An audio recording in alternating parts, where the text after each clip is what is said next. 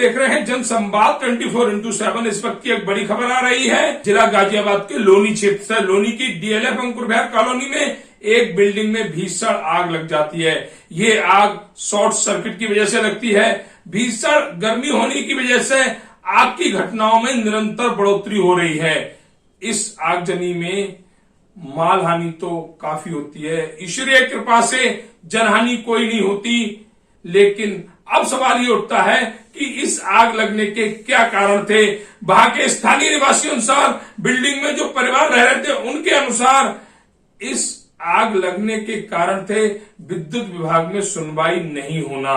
जहां इस बिल्डिंग का जो ट्रांसफार्मर है वह जला हुआ था, जिसकी वजह से दूसरी लाइन से इस बिल्डिंग की लाइन जोड़ी गई थी, जिसमें लाइट लगातार फ्लेक्सिबल हो रही थी, जिसकी शिकायत बिल्डिंग निवासियों ने बिजली विभाग को दी, लेकिन बिजली विभाग ने आज तक कोई सुनवाई नहीं करी, जिसका खमियाजा कल रात बिल्डिंग में रहने वाले परिवारों ने भुगता आग के रूप में। वह आग जो इतनी भीषण थी, इतनी भयानक थी कि वहां के परिवार उस पिक्चर की जब कल्पना करते हैं तो उनके रोंगटे खड़े हो जाते हैं। ऐसा कहना था वहां रह रहे परिवारों को। जैसे तैसे बगल की बिल्डिंगों पर कूदकर उन परिवारों ने अपनी जान बचाई। अगर बगल में कोई बिल्डिंग नहीं बनी होती तो जनहानि भी हो सकती थी। क्या विद्युत विभाग इस पर अपने अधिकारियों पर करेगा कोई कार्रवाई, या फिर लीपापोती करके इस मामले को भी दबा दिया जाएगा?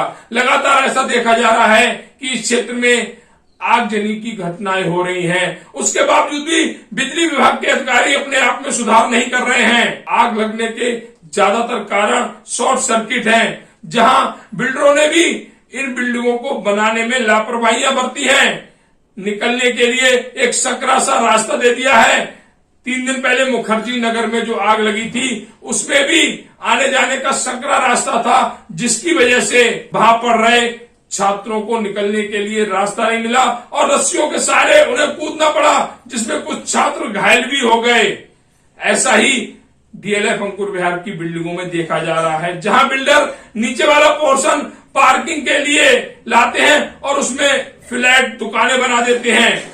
ऊपर रहने वाले परिवार उसका खमियाजा भुगतते हैं। कभी भी कोई अप्रिय घटना घटती है तो ना ही निकलने के लिए रास्ता होता है, ना ही बचने के लिए रास्ता होता है। इससे पहले लालबाग में सतीश टेंट हाउस में भी आग लगी थी। वहां पर भी निकलने के रास्ते पर आग लग चुकी थी, जिसकी वजह से 2 लोगों की जान चली गई। वहां दीवार तोड़कर लोगों को निकालना पड़ा। क्या डीएलएफ अंकुर विहार के बिल्डर अपने निर्माण कार्य में करेंगे सुधार? गाजियाबाद विकास प्राधिकरण सही मानक अनुसार निर्माण कराएगा? नीचे का जो स्पेस पार्किंग के लिए दिया है उस पर पार्किंग बनवाएगा? नहीं, ऐसा कुछ नहीं होगा, क्योंकि हर जगह रिश्वत का खेल जारी है। रिश्वत अधिकारियों को पहुंचती रहेगी, जनता मरती रहेगी। जनता कल भी मर रही थी, जनता आज भी मर रही है और जनता कल भी मरेगी, जब तक ऐसे अधिकारी रिश्वत का खेल बंद नहीं करेंगे, बिल्डर अपने निर्माण कार्यों को सही नहीं करेंगे। अभी हम आए हुए हैं लोनी नगर पालिका के डीएलएफ अंकुर विहार में। डीएलएफ अंकुर विहार में कल रात लगभग 12 साढ़े 12 बजे एक घटना घटित होती है। घटना इतनी भीषण होती है, इतनी दर्दनाक होती है, जिसका बयान नहीं किया जा सकता। घटना एक बिल्डिंग में आग लग जाती है। आखिर कैसे लग जाती है आग लगने के क्या कारण है? क्योंकि यहाँ पर जो बिल्डिंग बनी हुई है उनमें अंदर से आग नहीं लग सकती। आग लगने के लिए कोई ना कोई तो जिम्मेदार होता है, और इस बार इस आग का जिम्मेदार है गाजियाबाद का लोनी का विद्युत विभाग। आखिर वह विद्युत विभाग जिम्मेदार क्यों है? ये सारी जानकारी हम बिल्डिंग में जो रहने वाले परिवार हैं उनसे लेंगे, लेकिन भगवान की थोड़ी सी नजर सीधी थी। इन सभी परिवारों पर नुकसान बहुत हुआ, मालहानि बहुत हुई, लेकिन जनहानि नहीं हुई। भगवान की मेहर थी, ऊपर वाले की मेहर थी। लेकिन हो सकता था, क्योंकि यहाँ पर दोषी बिल्डर भी हैं। साफ शब्दों में कहूंगा, दोषी बिल्डर भी हैं। मुखर्जी नगर में परसों आग लगी थी, उसमें सबसे बड़ा कारण था जो बच्चे घायल हुए थे कि रास्ता नहीं था। एंट्रेंस जो थी, एग्जिट और एंट्रेंस बहुत संकरी थी और एक ही थी, जिसकी वजह से बहुत सारे बच्चे वहां पर घायल हुए थे। यहाँ भी निकलने और जाने का एक ही रास्ता, वह रास्ता जो पार्किंग के अंदर से होकर निकलता है। वह बिल्डर जो अपने लिए चंद पैसे बचाने के लिए परिवारों की जान से खेल रहे हैं। इससे पहले भी हमने यहाँ के लोगों को बताया था कि यहाँ पर जो मौत के गोले, बम के गोले लगे हुए हैं वह लगे हुए हैं। यहाँ पर ट्रांसफार्मर जो हर बिल्डिंग के आगे लगे हुए हैं वह बम के गोले हैं, वह बम के गोले हैं, जरूर फटेंगे और जब भी फटेंगे मौत बनकर फटेंगे। पहले भी दिखा चुके हैं, पर यहाँ का विद्युत विभाग नहीं समझता। उसे पैसे से मतलब है, उसे उस घूस से मतलब है जो बिल्डर यहाँ के देते हैं और उनके कहे अनुसार जहां मर्जी होती है वहां ट्रांसफार्मर लगा देता है। यहाँ पर बहुत सारे परिवार खड़े हुए हैं, बहुत सारे लोग खड़े हुए हैं। भगवान की मेहरती की कोई ऐसी अनहोनी नहीं। अगर अनहोनी हो जाती तो कौन लेता जिम्मेदार, कौन होता जिम्मेदार? पल्ला झाड़ के सब चले जाते हैं, जिस पर गुजरती है एहसास उसको होता है। आज वही एहसास MM 78 के उन सभी परिवारों को हो रहा है। उस खौफनाक पिक्चर को देखकर इनके रोंगटे खड़े होते होंगे कि ऐसे हालात हो गए थे, ना ही जीते बन रहा था ना ही मरते बन रहा था। हमारे साथ बहुत सारे परिवार खड़े हुए। भाई साहब खड़े, भैया आपका नाम? सिन्हा साहब, कल एक घटना घटित होती है आपकी बिल्डिंग में, क्या है पूरी घटना? घटना रात 12 बजे के आसपास में आग लगा, तो जो कि पार्किंग की शॉर्ट सर्किट की वजह से आग लगी। उसके बाद फिर हम लोगों ने सब लोगों को उठाया। तब तक इतनी फॉग हो गई थी, आग लग गई कि वहाँ से निकलना बहुत मुश्किल था। बहुत सारे बुजुर्ग थे इस बिल्डिंग में, जान का नुकसान नहीं है, बाकी कैसे उनको हम लोगों ने निकाल करके छत के रास्ते में दूसरे छत पे कूदा। बजाते 10-10 फीट उतने 70 साल 80 साल के बूढ़े लोग को उनको कूदाया गया। सारे बच्चे बुजुर्ग सबको हम लोगों ने दूसरे छत पे शिफ्ट किया। उसके बाद तब जा करके इवन बिजली विभाग को फोन भी किया, कोई आने के लिए रेडी नहीं था। इधर में हल्ला किया, फिर लोगों ने जाकर के बिजली विभाग से वहाँ से लाइन का कनेक्शन कटवाया। इसके लिए ऑलरेडी 2 या 3 महीना पहले से हम लोगों ने यहाँ का ट्रांसफार्मर फूक गया था। इसके लिए ऑलरेडी उनके पीछे हम लोग लगे हुए थे। इसके रिगार्डिंग हम लोगों ने 2-3 रिटर्न एप्लीकेशंस भी दिए, जिसका कि एक्नॉलेजमेंट ये जीवन में कभी नहीं देते हैं। इसके रिगार्डिंग मेरे पास व्हाट्सएप पे सारे सबूत भी अवेलेबल हैं, जो यहाँ के SDO को मैंने लिखा है। इवन मैं ट्विटर पे भी डाल करके रखा हूँ। और अभी जो ये नुकसान है, अगर आप देखेंगे तो 50 लाख से ऊपर का हमारा नुकसान होया हुआ है। पिलर भी डैमेज हो चुकी है, बिल्डिंग डैमेज है। अभी बताना पॉसिबल भी नहीं है कि हम लोग इस बिल्डिंग में रह पाएंगे कि नहीं रह पाएंगे। तो आपके अनुसार ये जो घटना घटित हुई इसमें कहीं ना कहीं किसी न किसी रूप में विद्युत विभाग जिम्मेदार है। पूरी तरह से विद्युत विभाग इसमें दोषी है। बहुत ज्यादा प्रेशर्स करने के बाद इन्होंने एक ट्रांसफार्मर यहाँ आकर के लगाया, जिसका कि जो कि ये फिर से स्पार्किंग करना शुरू कर दी थी। इन्होंने LT लाइन से हमारा सब कनेक्शंस दे रखा है। इस पे कितने सारे चोरी के कनेक्शंस इसमें डले हुए हैं और इसका फ्लक्चुएशन पर डे 315 से लेकर करके 105 तक जाती है, जिसका भी शिकायत हमने भरवली 10 बार इन लोगों से किया है। लेकिन कोई लोग जो है, बिजली विभाग का कोई भी अधिकारी इसके ऊपर कोई समाधान हमें नहीं निकाल करके दिए। तो ये कहना है अविनाश सिन्हा जी का कि यहाँ पर जो हादसा हुआ इसमें पूरी तरीके से विद्युत विभाग जिम्मेदार है। विद्युत विभाग के वह कर्मचारी, वह अधिकारी जो पैसे के लिए काम करते हैं, जो सिर्फ रिश्वत के लिए काम करते हैं, जिन्हें सिर्फ पैसा चाहिए, किसी परिवार के जीवन से उन्हें कोई मतलब नहीं है। इस हादसे की सारी जिम्मेदारी यहाँ के विद्युत विभाग की है। वह विद्युत विभाग जहाँ 3-3 महीने शिकायत करने के बाद भी कोई कार्रवाई नहीं होती। आखिर सरकार क्या ऐसे लोगों को इसलिए तनख्वाह देती है, या फिर लूटने खसूटने का धंधा पहले भी जारी था, आज भी जारी है? सरकारें सिर्फ नाम के लिए हैं। सरकारें अपने अधिकारियों पर कोई भी ऐसी कार्रवाई नहीं कर पाती हैं जिसकी वजह से और अधिकारियों में सुधार आए। रिश्वत का खेल है, चल रहा है, चलता रहेगा। मरती जनता है, मरेगी और मरती रहेगी। और भी हमारे साथ एक भैया खड़े हो। भैया आपका नाम? सचिन चौधरी। सचिन जी, आज एक बिल्डिंग में आग लग गई थी, इसमें कितना नुकसान हुआ? और बिल्डिंग में आग लगी, जो कि अविनाश जी ने बताया पूरा इंसिडेंट आपके कैसे हुआ। रिटर्न में हमने कंप्लेन दिया था। अभी कुछ दिनों पहले सभासद महोदय ने SDO और JE को बुलाया हुआ था, वहाँ भी रिटर्न में पगाम ही हम देखे आए, लेकिन उस पर कोई सुनवाई नहीं की, जिसका परिणाम कल रात में हमारे बिल्डिंग में आ गई। इसमें हमारे बिल्डिंग में लाखों का नुकसान हुआ है, क्योंकि क्षति हम लोग शायद ही पूरा करता है, बहुत टाइम लगेगा। इसके लिए कौन जिम्मेदार है? सीधा बिजली विभाग जिम्मेदार है। कल जो भी इंसिडेंट हुआ उसमें पुलिस ने हमें बहुत सहयोग किया। लोकल जो यहाँ के पुलिस थे, थाना सब लोग आ गए, जो अपने फायर ब्रिगेड वाले काफ़ी लेट आए, अगर वो टाइम से पहुंच जाते तो शायद इतना नुकसान नहीं होता और कम नुकसान होता। लेकिन इन सब की कहीं ना कहीं जिम्मेदारी जो बनती है विद्युत विभाग की बनती है, जो कि बिल्कुल भ्रष्टाचार में लीन है, भ्रष्ट हो चुकी है, किसी की कोई सुनवाई नहीं है, बस पैसा खा के काम करते हैं, कोई सुनवाई कोई काम नहीं। एक चीज और जानना चाहूंगा मैं, जो मैंने अंदर जाके देखा था कि यहाँ पर जो आने जाने का एक रास्ता है, ये बिल्डरों को भी ऐसे रास्ते देने चाहिए बिल्डिंग में, जिससे कि आने जाने वालों को ऐसे माहौल में, ऐसी घटनाओं में दिक्कतों का सामना न करना पड़े। इसके लिए कहीं ना कहीं जीडीए जिम्मेदार है, जिन्होंने कि बिल्डरों को ये बनाने के लिए अप्रूव किया हुआ, परमिशन दिया हुआ है कि जब आपने पार्किंग दिखाया हुआ है मैप में, जो भी बिल्डिंग का मैप बनता है, तो उसमें आपने दुकान और एक पीछे फ्लैट कैसे निकाला है। कहीं ना कहीं जीडीए सारे अधिकारियों की मिली भगत से यहाँ पे बहुत बुरा खेल चल रहा है। बिल्डर मनमाना करते हैं, बिजली विभाग मनमानी करते हैं, पूरा भ्रष्टाचार हर चीज में घुसा हुआ है, कोई सुनने वाला नहीं है आम आदमी का। तो ये कहना है सचिन जी का कि यहाँ पर जो चल रहा है एक ऐसा खेल चल रहा है जिसमें जनता मर रही है, यहाँ पर रहने वाले परिवार मर रहे हैं, बिल्डिंग बिना मानक के बन रही है, विद्युत विभाग अपना खेल खेल रहा है, फंस रहे हैं वह लोग जो यहाँ पर फ्लैट ले रहे हैं, जमीन ले रहे हैं और यहाँ आकर बस रहे हैं। हालात मैं फिर कहूंगा एक बार कि भगवान ने बहुत रहम किया, वरना बहुत कुछ हो सकता था।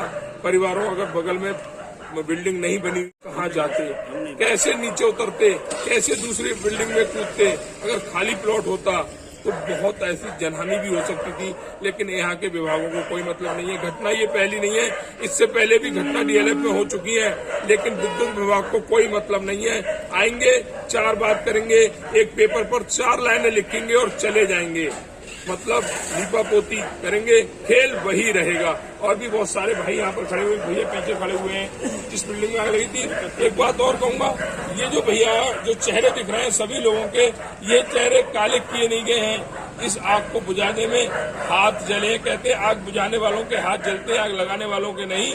तो आग बुझाने में भैया के चेहरे जो गंदे हैं, कुछ लोगों को भावना होगी कि शायद मीडिया के आगे उन्होंने चेहरे काले कर लिए होंगे, लेकिन हकीकत ये है कि ये चेहरे आग बुझाने में काले हुए हैं। भैया आपका नाम? दिवान जी, कब से रह रहे हैं? करीब 5 साल से रह रहे हैं। तो कौन सा फ्लैट है? मेरा फर्स्ट फ्लोर है। फर्स्ट फ्लोर है। कल यहाँ पर आग लगी थी, मतलब एक बार तो रोंगटे खड़े हुए होंगे कि कैसे बाहर निकले, परिवार को कैसे बचाएं। मेरी 6 महीने की बेटी है और 6 साल का बेटा है, उनको मुश्किल से बचाया है। और एक नीचे अम्मा रहती है, उनको मुश्किल से बचाया है। और भी फैमिली थी जो अविनाश ने बताया, सचिन जी ने बताया, बहुत मुश्किल से हमने अपनी बताइए। हमें उम्मीद नहीं थी बचाई बिल्कुल भी, हम ऊपर से हम छतों से कूदे, बहुत मुश्किल होती। इसमें विद्युत विभाग जिम्मेदार है हमारे साथ, कोई अधिकारी भी नहीं आया। सीधा जिस हिसाब से अभी तक 7 घंटे के अंदर अभी तक कोई नहीं आया, 9 घंटे हो गए। इतनी दूसरी आग लगी थी, जिस हिसाब से बिल्डिंग पे भी असर पड़ा होगा। बिल्कुल डैमेज है, देख सकते हैं पूरा डैमेज है, स्ट्रक्चर डैमेज है। अब इसकी जो है सीडी वगैरह को आपने किसी को कॉल किया? अभी तो किसी को कॉल नहीं किया हमने। विद्युत विभाग के कोई कर्मचारी अधिकारी कोई नहीं आया जी, 9 घंटे के अंदर कोई नहीं आया, 9 घंटे चेक करने भी नहीं आया। तो ये कहना है दीवान जी का कि शिकायत करने के बावजूद भी, कॉल करने के बावजूद भी अभी तक विद्युत विभाग का कोई अधिकारी मौके पर नहीं पहुंचा है। वो मौके पर इसलिए नहीं पहुंचे हैं क्योंकि उन्हें पता है वहां से पैसा नहीं मिलना। अगर कोई बिल्डर नया ट्रांसफर लगवा रहा होता या कोई और कार्य हो रहा होता, कोई नया कनेक्शन लग रहा होता और उन्हें पता है कि वहां से हमें रिश्वत मिलनी है, हमें पैसा मिलना है, 1500 के कनेक्शन के 6000 रुपए मिलने हैं, तो यहाँ पर उन्हें फोन करने की भी जरूरत नहीं होती, समय से पहले मौजूद होते, क्योंकि वहां पर उन्हें पैसा मिलता है, यहाँ से पैसा नहीं मिलेगा, इसलिए यहाँ पर नहीं आएंगे। ये है खेल उत्तर प्रदेश बिजली विभाग का। जो पश्चिमांचल विद्युत विभाग जो है उसने ऐसी लूट खसूट जारी कर रखी है पूरे क्षेत्र में, जिसको बयान नहीं किया जा सकता। एक हमारे साथ और भैया खड़े हुए हैं। भैया आपका नाम? बिस्टी, आप यही रहते हैं? तो एक बिल्डिंग में कल रात आग लग गई थी और विद्युत विभाग की लापरवाही की वजह से ये आग लगी। सर हम तो ये कहेंगे कि विद्युत विभाग की लापरवाही तो है ही, वो आज से नहीं, लगातार वर्षों से हो रही है। ऐसी घटनाएं बहुत बार हो चुकी हैं। उस पर तो कोई सुनवाई है नहीं। हालांकि जब ऐसे शिकायत होती है तो उस समय आश्वासन दिया जाता है सरकार की तरफ से, फिर आश्वासन धीरे धीरे खींच लिया जाता है।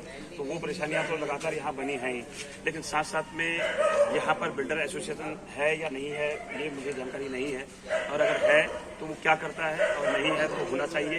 और जिस तरीके से यहाँ बिल्डिंगों का निर्माण हो रहा है, ऐसा लगता है कि आने वाले समय में और ज़्यादा परेशानियों का सामना देहातवासियों को करना पड़ेगा, क्योंकि जिस तरीके की बिल्डिंग बनी है इसमें एक बच्चा फ्लैट बनाया गया, 2 दुकान बनाया गया। ये जो बनाया गया है ये ऐसा नहीं है कि ये आसान नहीं है बनाना।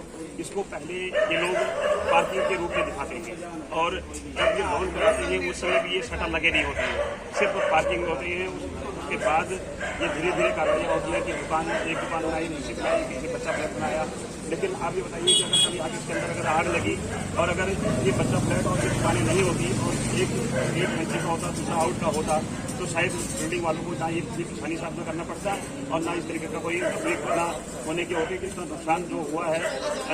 देखो, जब तक आदमी सोचता है कि मतलब मेरा घटना बड़ी घटना ना हो, जैसे कि जान हानि नहीं हुई, ये हमारे लिए सबसे बड़ी बात है। लेकिन उन भाइयों के लिए सोचिए जो कि 20-25 हज़ार रुपये की नौकरी करते हैं और उसमें से उनका मतलब लाखों रुपये का नुकसान हो चुका है। घर के अंदर कोई भी चीज़ उनकी सुरक्षित नहीं है, तो बताइए वो आज के दिन हम उनको संपत्ति दे देंगे, आप दे देंगे, 2-4 दोस्त या मित्र दे देंगे, लेकिन उनकी जो भरपाई है वो भरपाई कौन करेगा?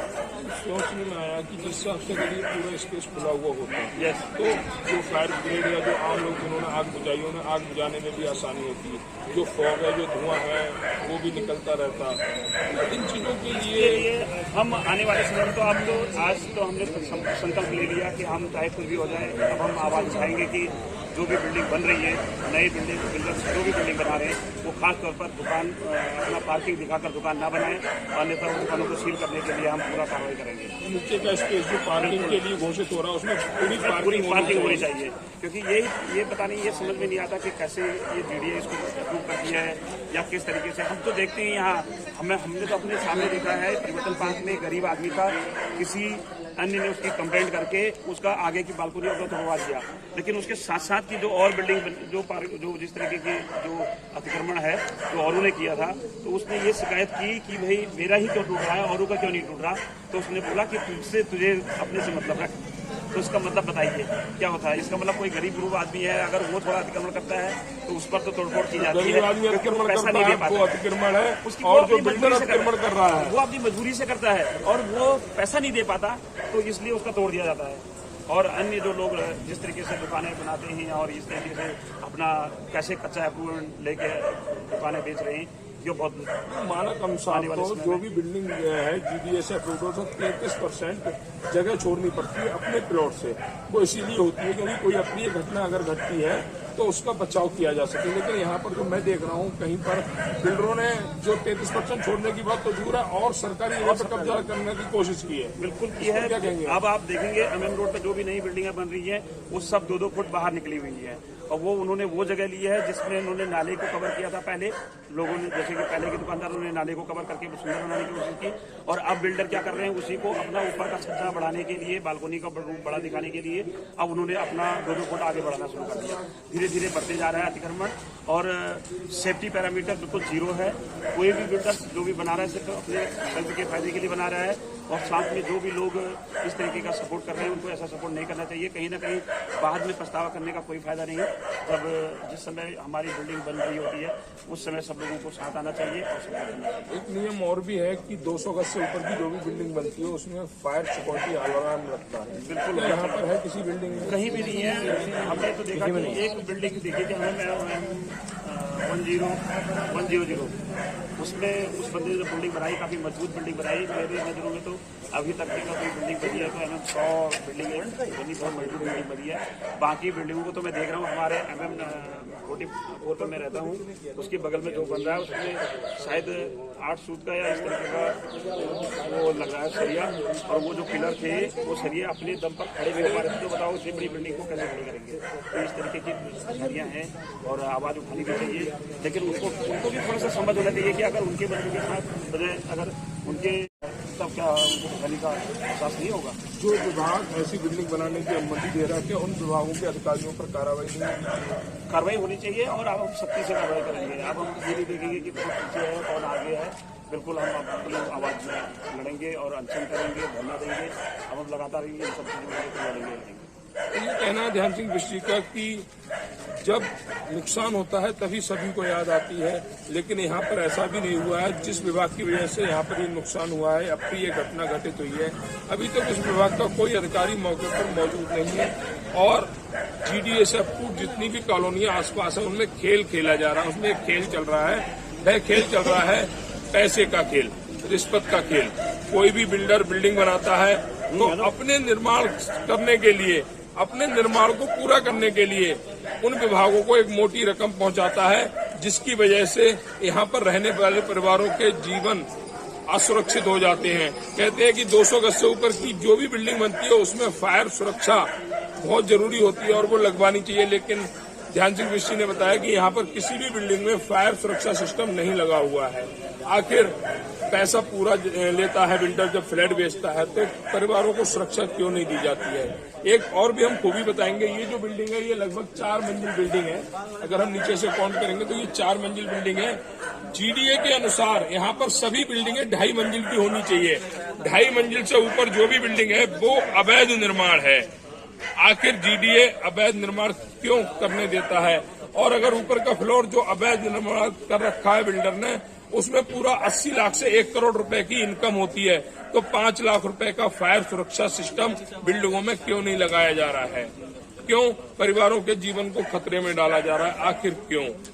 एक तरफ कहा जाता है ईमानदार सरकार है, हम समर्थन करते हैं सरकार ईमानदार है, लेकिन उस सरकार के अधिकारी नंबर 1 के करप्ट हो चुके हैं, रिश्वतखोर हो चुके हैं, जनता की नहीं सुनने वाले हो चुके हैं। आखिर ऐसे अधिकारियों पर कब कार्रवाई होगी?